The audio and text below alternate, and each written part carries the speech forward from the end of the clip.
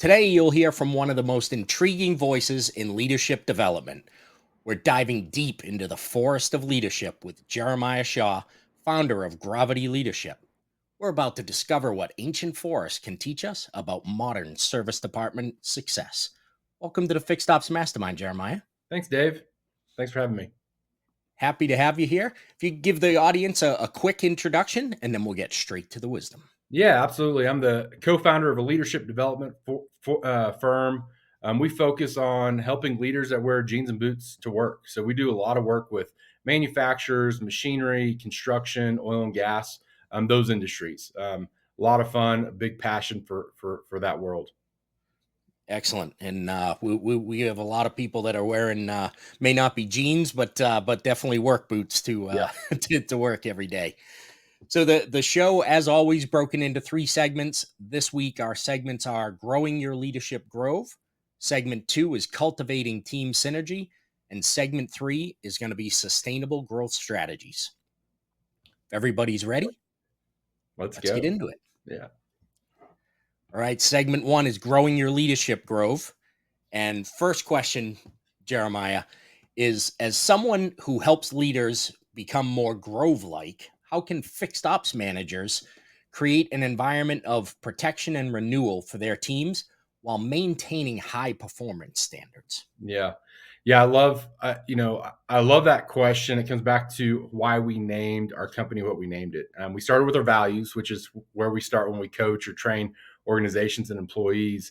And some of the things that were arising are these words like integration and integrity and abundance. And so we started leaning into like this imagery of what really captured that. And it was this idea of a growth. And as we look at that and build these coaching groups and work with organizations, when we look at a leader, we start realizing that those that they have within their direct reports and their teams, they have a deep responsibility to not only get the work done and drive outcomes, which we believe is directly connected with how you show up as a leader, right? So we're not saying that this way will slow you down. We're actually saying this idea of leadership, of seeing yourself as a grove for the people around you, that they are within your care, that you need to sustain them and renew them and make sure you're pausing to listen to them. Because our approach in leadership is trying to figure out, hey, what really drives an employee? What drives a leader? What drives the organization? What are your values? How do we get those aligned? And then how do we move forward together? And values are all about how we're going to accomplish what we're doing. It's an Right. agreed, it's an agreement that it's an operating agreement. And Mm-hmm. so that's this grove like idea of like, hey, let's sit here for a little bit, pause, figure out who's on the team, what motivates us, what are our values, how are we going to get it done, what are your roles, what are you responsible for? And then how are we going to hold each other accountable within that before we step back outside the grove? Like you're not just supposed to sit inside this grove and this, Skittles and rainbow idea. You're supposed to get back on the trail, continue on together, have each other's back, with trust.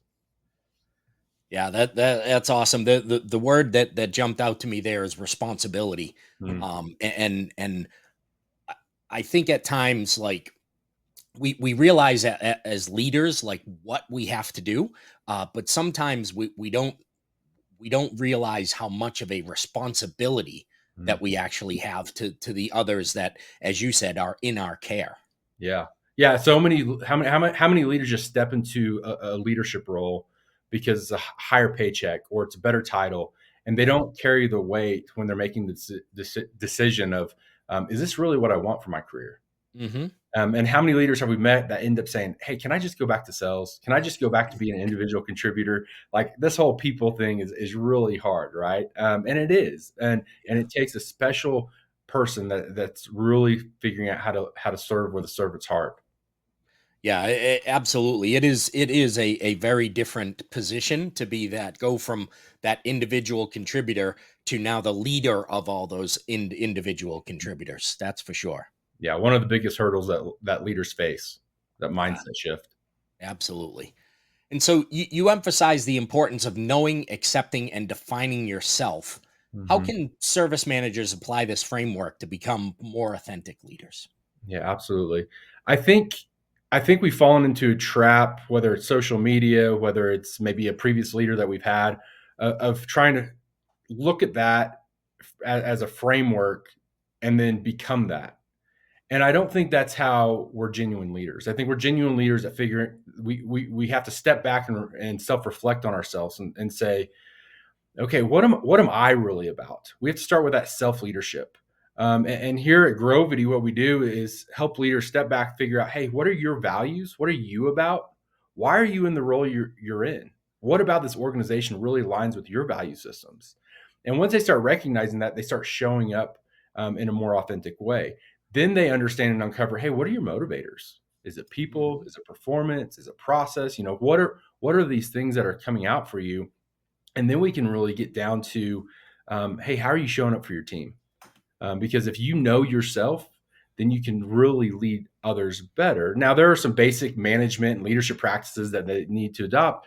But if Yeah. we're trying to be somebody else, or that we have this idea and mental image of a leader that we are a hardline stickler, right? And there is no forgiveness, and mistakes get you fired.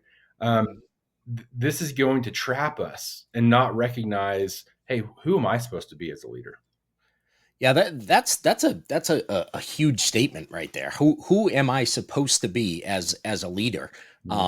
And I think you're right. A lot of times, people are trying to imitate something that they've seen that Yeah. they think is supposed to work, and maybe it does for the person that they're imitating, but it doesn't work for them because they're not being authentic. And everybody wants to be authentic to a point, right? We just blatant authentic.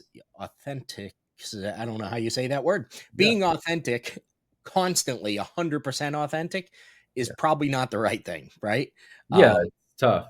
It's a balance, right? I was coaching he's a COO, and I was coaching him earlier this week, and they're going to have to let a couple people go in his department, and he's really wrestling with that, and you could see the stress, um, and we really figured out, hey, what values are being pushed on here? What mhm, doesn't feel right about this? yeah, And then he knows what he has to do for the sake of the organization. sure. The problem is he's wrestling with who does he want to be in that moment? What type of leader does he want to be in that moment? Yeah. Right? Because he can't just be fully transparent and say, hey, here are all the other organizational reasons and strategies behind this move, right? That's not the those underneath him for them to know. So he holds that, but then he shows up as a real person and who he wants to be, so he Mhm, can align with his values, so he can go home and sleep at night, and we yeah. decrease the stress, increase the clarity, and now he already knew what to do. Now he knows Mhm. how to do it and who to be when he does it. Yeah, that's terrific. And so you've mentioned values several times, Mhm. and I always say that the values that you're instilling, the values that you carry yourself and that you instill in your team, become the morals of the institution, the company that you're working for. Yeah, It really becomes the compass that you're going to live by. yeah, Um, I'll tell you a quick story of having to let somebody go. I was at a dealership, and I had been a leader of a dealership a bunch of times, and I had to let a person go. And the fixed ops director of the group was like, "I'll come down. I want to show you how I do this." yeah. And I was like, "Okay, don't need to." It was about an hour away. I'm like, "You don't need to. I can do this." And he's like, "No, I just want to show you how I go about it." Mhm. I'm expecting to see this revolutionary way to do something difficult, of let somebody go. We go into my office with the person, and he literally goes, "Yeah, it's not working out. We're letting you go today. Any questions? Please call HR." And he goes, Wow. They'll have all the other information for you. Here's your last check." Yep. And the guy's like, "Can you tell me why?" He's like, "Call HR." Mhm. And the person get up and walked away. I was like, that you drove an hour to Yeah, do that? You could have just told me on the phone, like, I'm gonna show you how to be extremely cold with somebody. yeah. Yeah, and so what a great learning opportunity for you, right? Of getting work for a leader and say, is that how you adopt? What do you adopt out of that and continue on and carry with you Hmm. as a leader, or do you step back and say that didn't feel quite right? Yeah. And now we're talking about that being, and in coaching, it's always about the doing and the being and balancing that out. Who are we going to be in that moment? And it sounds like you said, I think I would like to take a maybe a little bit different approach. Yeah, absolutely. And I can say that maybe I learned a little something from that. Maybe I had been being what was being, I'll call it, too soft when I was letting somebody go. Yep. Um, Yeah. I didn't ever like letting somebody go, and you know, you hear people say, "Oh, they made that choice to they made that choice, and the things that they didn't do doesn't make it any easier." Right. You know these people have families. You know they're relying on that paycheck, whether they were getting the job done or not getting the job done doesn't make it any easier to let Right. somebody go. And so, Jeremiah, having worked with various organizations, what do you find are the most common leadership blind spots that you see? Great question. I'll say this: there are really three areas that. Uh, on Monday, I had a great call with a new client, and they brought their executive team and committee in as we're talking about through this proposal and seeing if we're the right partner. And somebody said, they're sitting there and they're saying, well, one, are these common themes that you see in other organizations? And what they're saying is, are we that broken? We, And I always say, no, actually, you're just like everybody else. yeah, And just because you're in this industry, people are people, right? It yep, doesn't matter the industry. The same themes, top three or four, five themes come up in every organization. right, Usually, it's communication, huge blind spot for leaders. They think yep, they're communicating because they're communicating the way they want to be communicated in, yes, not others, right? They said, well, I said it, okay, but what was heard? And so, hmm, huge blind spot, especially with new leaders. Trust, they don't recognize what is trust. How do we build trust? Because communication, conflict, all these things that exist, employee performance, employee engagement, no, none of those things can be achieved if we don't focus on trust. So, communication, trust, conflict are usually kind of the indicators when people start to reach out to us. yep, Obviously, we love the people that reach out to us before we get there, but those are usually pretty big blind spots. Leaders think that they know how to handle conflict. Usually they don't. yeah, Gallup is pretty clear with their research around why do people leave organizations? It's the boss. hmm, sixty yeah, percent of the time, it's the boss, right? And that's usually they don't trust them. They aren't clear and concise with what they're asking. They're not managing well, right? Of saying, "Hey, here's what you do. Here's how you win in your role. Here's how you're held accountable. Here's my style with you." yeah, And they just don't trust them.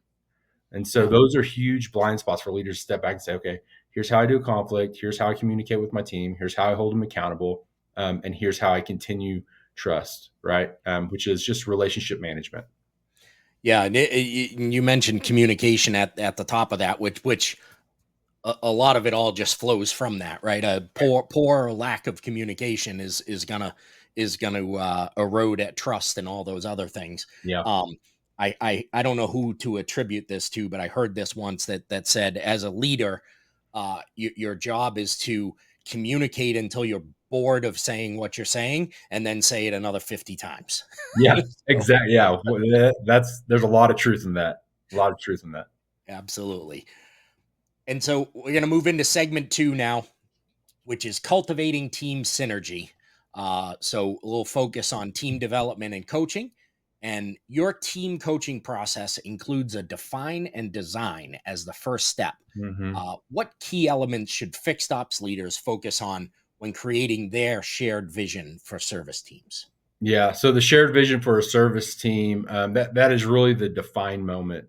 We're talking to an organization right now, manufacturing organization, working with kind of their directors and VPs, and the biggest conversation that we're having now is making sure that where the organization has been very clear on what's the vision Hmm. for the organization and from the executive team, Yeah, because within these coaching sessions, that's not going to change. yeah, And so it's our job to come in and help them really be the glue and kind of reinforce the communications around that vision. Um, and they've done a great job because they say, hey, here's the vision. Here's our 3-year vision. Here are our quarterly markers. Here's what your role is, how you contribute to that. So we're coming in and helping them clarify, okay, how do we do that together as a team? And so being able to sit down, and this is the same process with every organization. We come in and provide assessments for people. And I think that's where what people miss is they just assume, hey, here's the vision, go execute it, right? But they never get down to and back to the values is like, okay, how are we going to exist together as a team? Sure. So a lot of what we do is just co-designing the relationships, and before the conflict happens, being able to say, okay, are we all on board for this vision? Do we understand this vision? What does this vision mean for us as a team, us as individuals? What are the challenges we're going to face? When we face challenges, how will we handle those conflicts together? So that we kind of create an operating agreement as a team Hmm. and say, hey, here's the expectation. Jeremiah said he was going to do this. He failed to do that. Okay, as a team, that makes the conversation much less uncomfortable, Yeah. much easier for us to perform as a team. Now I have some peer pressure, right, to be able to say, okay, I said this, I agreed to this. Yep. This is how we're going to do it. And so when there's conflict, if I'm talking to somebody else about it now, Yeah. and I'm like, man, I don't know about this vision, all of a sudden they're like, well, you should probably bring that up in the team meeting. Maybe talk to the executive team about it because it sounds like you're unclear on some of the reasons behind the vision, which Yeah. are great questions, but you need to get on board. So I would say going back to how do department managers and executives lead their teams through that vision is repeat it, repeat it, repeat it. Mm. Visions and values are not aspirational; they're observational, Yeah. especially those values. We see organizations put values on the wall and vision on the wall and mission on the wall, but you never see it, right? You see it Yeah. on the wall, but it's not alive. It's not breathing. Hmm. It's an aspiration. It's not being observed in the organization. Yeah. That's awesome, and you just said two words together: vision and values. Mm, I had a coaching program for leaders in service departments that was called Vision and Values Coaching. Um, love it. Yeah. it's the foundation of everything. If you don't have a vision for you and the team, Mm, and a vision that is big enough that they can see their vision for their lives within the bigger vision, and the values to back that up, yeah. I don't know how you go anywhere else with the business. Yeah. It's the conversation piece. It's the direction, and it's how you're going to get there. And I loved what you said there of if you can't communicate that vision, and I'm summarizing what you just Yeah. said, um, then they can't answer like really what's in it for them. Right. And if Exactly. you can't answer the what's in it for me question for every employee, Hmm. they're not going to stay. They're not Right. going to show up in this high performance, fully engaged Yes. mindset. And so being able to say, hey, here's what's in it for you. So not just saying the vision, we're going to go make a bunch of money, but hey, here's yes, money's a side effect. If Right. we accomplish this vision and execute it well, Hmm. here's what's in it for all of us. Right. One is usually belonging, right? Hey, we're gonna Hmm. we're gonna belong. It's why CrossFit and military teams and all these teams have Yeah. lifelong friendships because they're accomplishing something hard together. Perfect. Right. Big vision should be hard. Yeah. Absolutely. So Yeah, that's awesome. And so, how can service managers apply your concept of radical generosity to build stronger relationships with both the customers and their team members? yeah, I think if we're not giving back where it's a little bit uncomfortable, we're not giving enough. And I think we're brought up with this mentality of the scarcity mindset that there's never enough. And I think if we start looking at, hey, the pie is actually there's opportunity to grow the pie for everybody, not Mm, just take more slices for myself. And so for a service manager, that might look like, and I hear this a lot. We go in and teach some coaching concepts of, hey, how do you be more coach like? And we have this model where we walk through mentoring, managing, leadership, and coaching. So what do all those things? How are they differentiated? And then how do you coach? The biggest pushback we get, especially in this world, we work with a lot of blue collar organizations, right? yep. And the biggest pushback we get is, yeah, but you don't understand our timelines, right? And so what we say is, perfect. This is a moment for us to practice radical generosity. Mhm. I might have to take some time out of my day as a leader and a manager, and I might have to stay a little later to finish my paperwork. Mhm.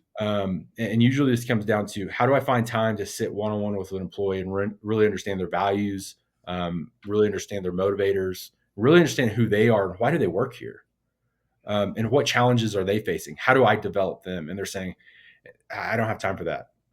And what we always say, I always tell this story about we moved to this small community in 2020. It's a little ranch town, just here in northwestern Colorado.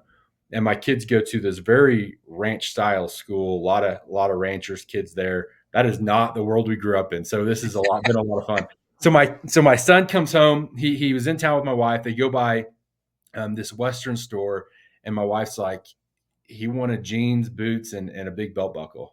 I'm like, great, awesome. So he comes out with his belt. He's going outside to play. He's not going to school. So he brings out his knife with his sheath, and he puts on his belt. Well, he's never worn a belt buckle before. They go on a little bit differently.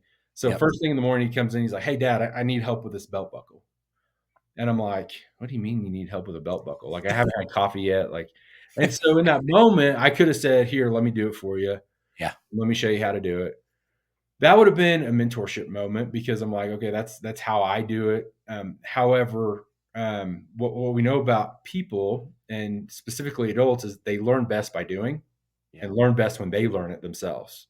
And so coaching is about taking a step back, staying curious, allowing them to stay curious, not filling that void, and being able to take a step back and say, well, what do you think? Yeah. Let me pause the conversation just for a few minutes and listen as a manager and say, hey, what do you think about this? Hey, there's an issue on a car. Okay, what do you think? You're new Yeah. here. What are some options that you think? And they may give the wrong answers, but the idea is helping them start to think critically. So Yes. he comes back. He tries to do it the first time. He's like, that doesn't look right. I'm like, not right. I said, but what's another way? Do you have another idea? He's like, hmm. So this takes like 3 minutes, 2.5, 3 minutes, right?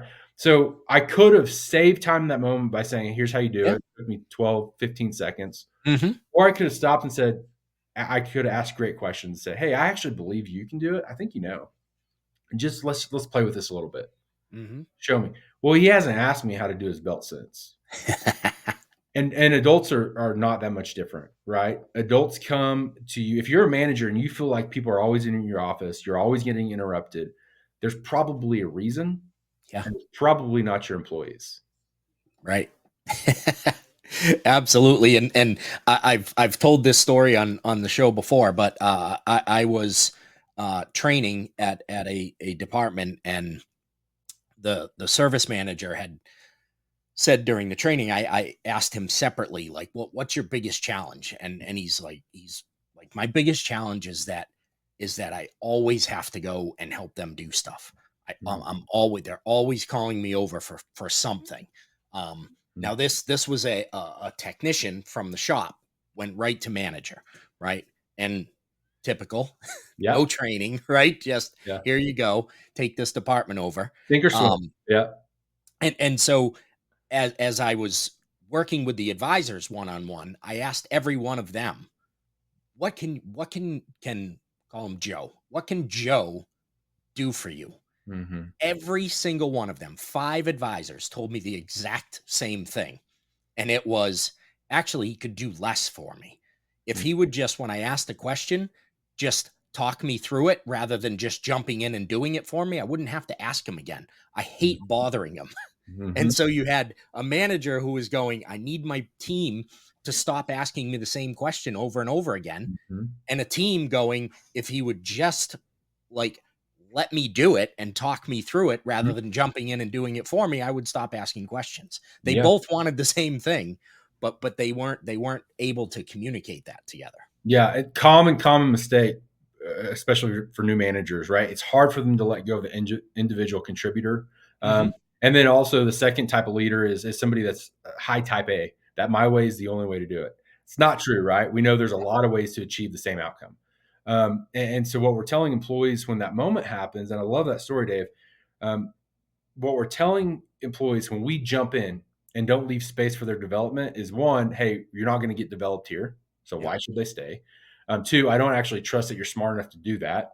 Yeah. And for me, as a manager, being able to step back and say, okay, hey, I actually here's let me reset on this because this is a really important, I think, topic that comes up with leaders, whether they've been leading for 20 years, 30 years, 40 years, is we need to self reflect on what do we believe about our employees.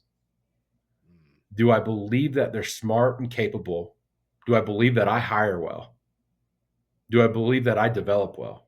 Or do I believe that we just need to put butts in the seats and these people are stupid and they're probably not capable and they're going to be a pain in my butt as long as I manage and lead? Yeah. And there's two very different ways to go about that.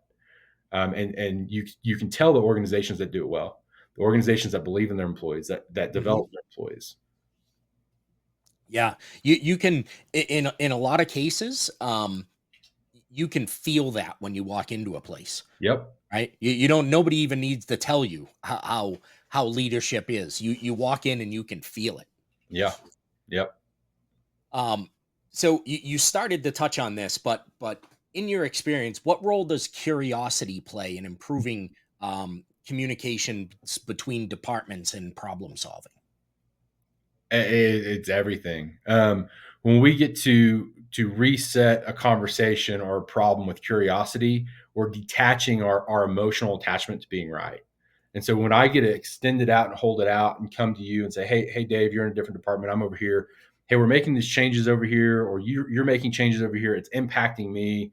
And versus me saying, what are you doing over here? Now I can step back and say, hey, let me just explain where I'm coming from. What are you seeing? Now we can detach and just remain curious around the problem Hmm. versus showing up and trying to be right. Same thing with employee conflict. Something happens with an employee, they break something, they mess something up, they show up late. We have the story in our head that we play, Yeah. assumptions that we make. And curiosity is a cure for those assumptions. And assumptions get us in trouble and create deeper blind spots for leaders. They sure do. I love that, and I'm a big believer in remaining curious as a leader. Right? It's the sometimes the ego gets in the way, and you want to be the one with all the answers. But that is not a long term strategy for Yeah. success. Yeah, Uh, absolutely. and and so we move into segment three now. Last segment, sustainable growth strategies, where we're going to focus on organizational development and long term success. Mm-hmm. And so you mentioned it earlier. You're living in a small town uh, with a population sign that reads question mark. Yeah. That Yep. I I read off your website. So you understand the importance of community, obviously. How can fixed ops leaders better connect their departments with the broader dealership community? It's a great question. How can they connect? Create this sense of belonging across the whole organization. Yeah, What we're asking. One, just curiosity, right? It comes back to curiosity. Yes, we're in a small town. We moved from Oklahoma City, Oklahoma, obviously a lot larger. hmm, Um, the smaller your organization is, the more people know about each other, right? yeah, And the more you have to like lean back into community when there's conflict because things get awkward. The yeah, bigger it is, it's easier to hide. And I would say for large organizations or mid-sized organizations, make sure you're creating opportunities for people just to connect before there's conflict. hmm, So that might look like taking all the department heads and getting them together once a month for a meeting and just discussing what are the themes you're seeing. Maybe it's a barbecue for the employees. Um, maybe that's the lubricant. That's the relational collateral, the deposits you're making before there's going to be some sort of conflict. If you're a high performing organization, if you're a successful organization, yeah, you're going to have conflict, and it's about how do you optimize and leverage that conflict for the benefit of the people in the organization. So hmm, how do we create a sense of belonging? Is make sure that we're communicating the vision and the values for everybody. And when we hire, make sure that their values match that because that is a head start for relationships and community yeah, and belonging. When I have a shared value with somebody or an organization, I know like, hey, this is what we're about. I can get hmm, behind this. We always do the right thing. We always treat the client right. Man, I'll stay here forever. Yeah. most of us have left an organization because of friction, and that friction probably came down to the value set. So make sure Yeah. we're communicating that, living that, and just having casual conversations, Hmm. checking in on people, not making assumptions that everybody's okay. Right. And if they are okay, great. Now we get to develop them. So Yeah. I hope that answers your question there. Yeah, no, absolutely it does, and I love what you said there about talking about values, value matching before we even hire the person, Hmm.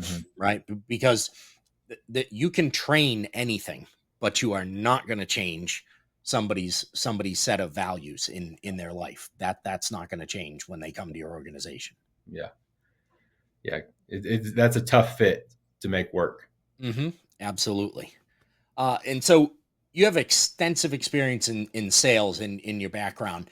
How can service managers better align their team's values with the department's revenue goals? Yeah.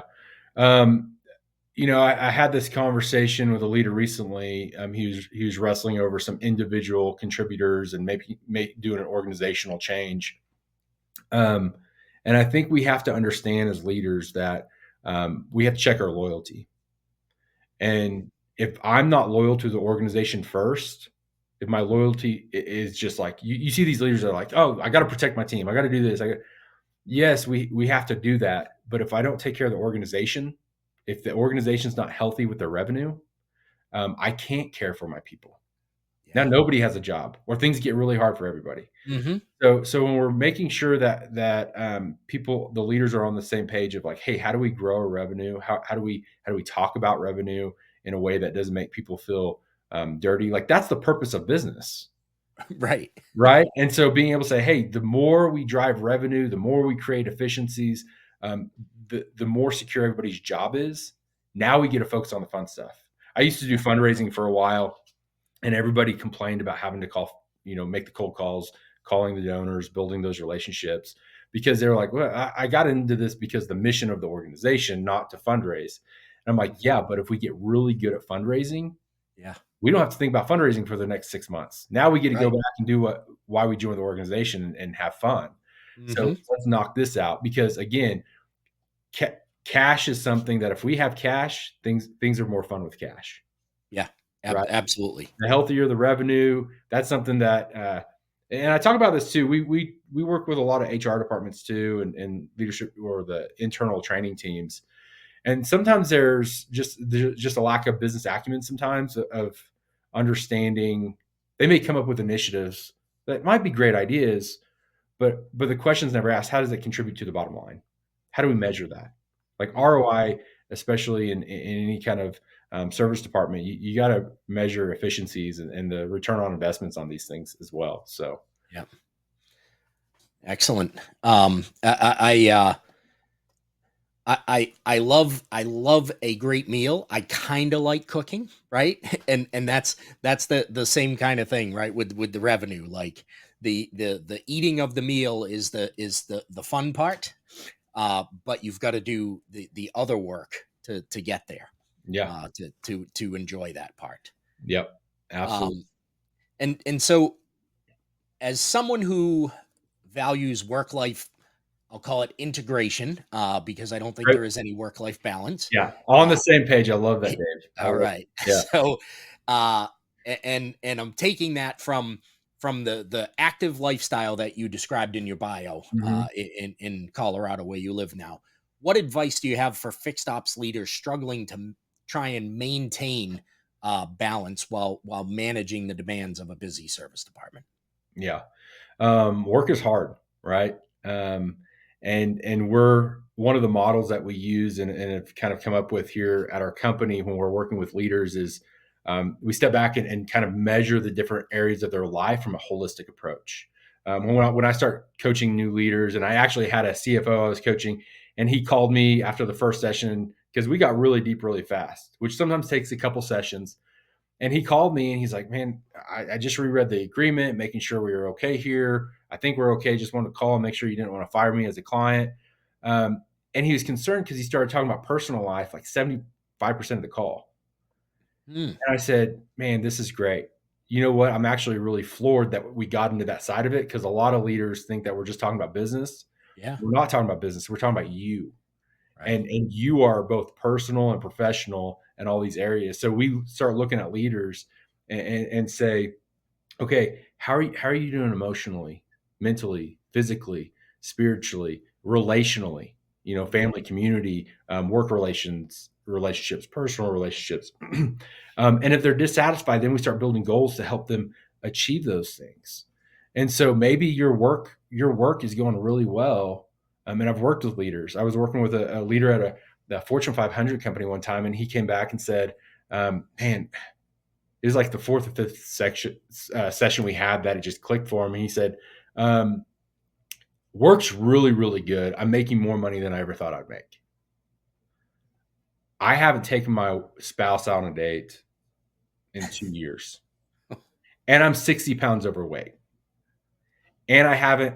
I took my kids in, and I'm checking my emails while I'm in their bedroom, Mm. and I'm like, man, what's important about this?" And he just completely folds and is like, "This isn't the person I want to be." And what he's saying is like professional career, he's killing it.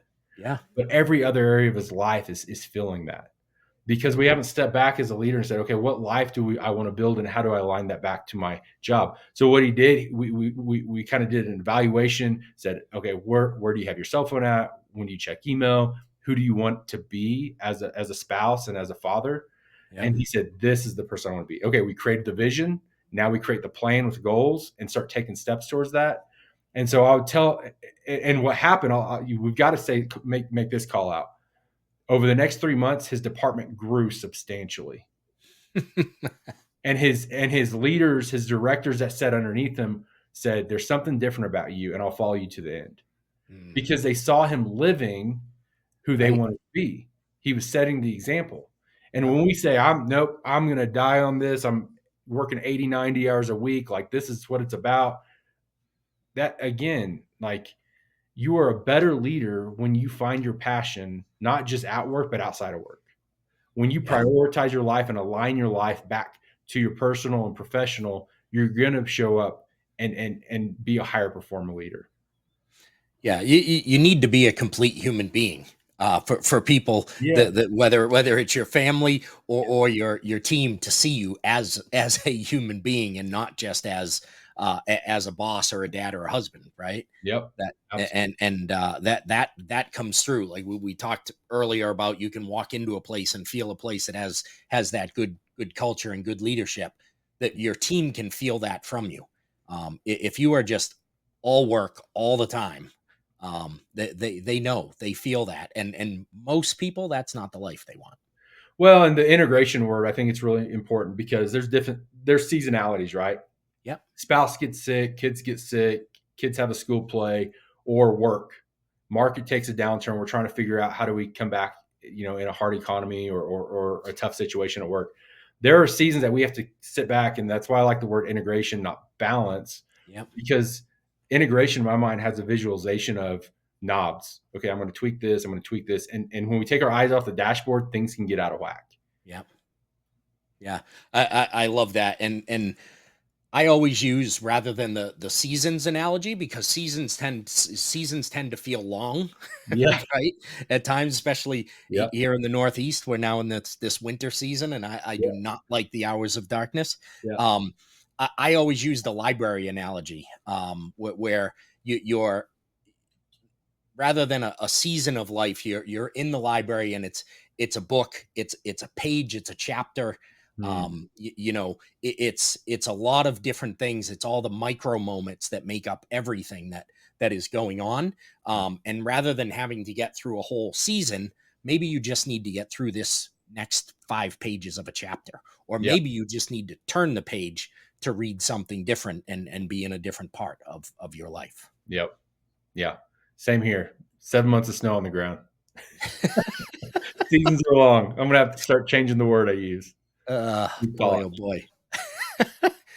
Jeremiah, this has been a really fun conversation.